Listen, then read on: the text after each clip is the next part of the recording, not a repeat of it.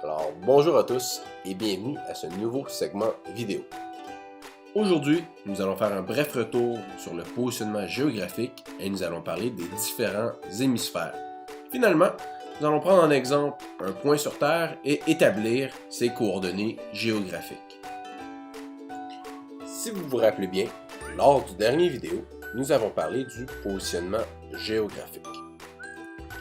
Le positionnement géographique est défini par deux variables, la latitude qui est en vert et la longitude qui est en rouge.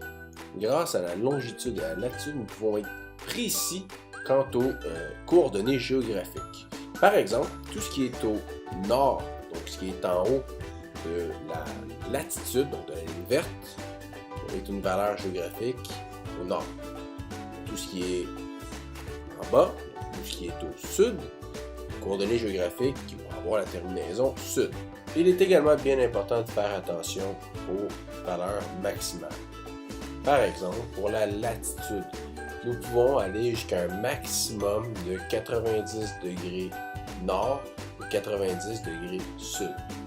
Pour ce qui est maintenant de la longitude, nous allons respecter la logique du 360 degrés. Donc, si nous prenons la base, donc le méridien de Greenwich, qui est la ligne rouge, nous pouvons aller soit 180 degrés à l'est ou 180 degrés à l'ouest. C'est un peu comme lorsqu'on tranche une orange en deux et que nous avons une moitié de chaque côté. Fait intéressant, nous utilisons également Londres, donc où est Greenwich, pour déterminer les fuseaux horaires. Nous utilisons également la latitude 0 degré et la longitude 0 degré pour déterminer les hémisphères de la planète. Par exemple, tout ce qui se trouve dans le coin supérieur gauche est au nord-ouest. Ce qui est au coin supérieur droit est au nord-est. Ce qui est au coin inférieur gauche au sud-ouest et ce qui est au coin inférieur droit au sud-est. Fait important à noter, il est important de ne pas confondre des concepts tels que l'Orient et l'Occident lorsqu'on parle de puissance géostratégique et les concepts de positionnement géographique en fonction des hémisphères. Nous allons maintenant faire un exemple de coordonnées géographiques sur une carte. Donc, regardez le point rouge, regardez maintenant la latitude et la longitude. Lorsque vous écrivez la coordonnée géographique de ce point rouge, par exemple, vous devez y aller comme suit. Donc, on parle de 20 degrés au niveau nord de la latitude et 100 degrés ouest au niveau de la longitude. Dernier point sur la latitude et la longitude, lorsque vous lisez ou vous écrivez une coordonnée géographique, la latitude vient toujours avant la longitude. Finalement, pour conclure le positionnement géographique, j'aimerais porter un petit élément à votre attention.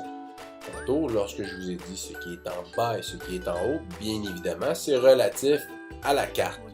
Donc, étant donné que nous sommes sur un globe terrestre, tout est relatif. Par exemple, un Australien pourrait très bien croire qu'il est en haut et que vous, Canada, vous êtes en bas. Maintenant, comme dernier point, je vais vous parler de la rose des vents, car c'est ce qui constitue le symbole du positionnement géographique. Donc lorsqu'on parle de nord, sud, est et ouest, ce sont des valeurs qui viennent à la base de la rose des vents. À la base, c'était une mesure qui prenait en considération la direction du vent. Donc, on prenait en considération d'où provenait le vent pour s'orienter sur les mers. L'histoire remonte à l'Antiquité alors que les marins avaient déjà des connaissances astronomiques et ne voulaient plus dépendre de la seule navigation côtière et voulaient s'orienter la nuit grâce à une navigation astronomique. L'outil qu'ils utilisaient pour la navigation était bien évidemment les étoiles, mais également la rose des vents. Pour avoir plus d'informations sur les points cardinaux et sur la rose des vents, je vais vous référer à la page 24 de votre cahier Géo à la carte, section Cartes et croquis.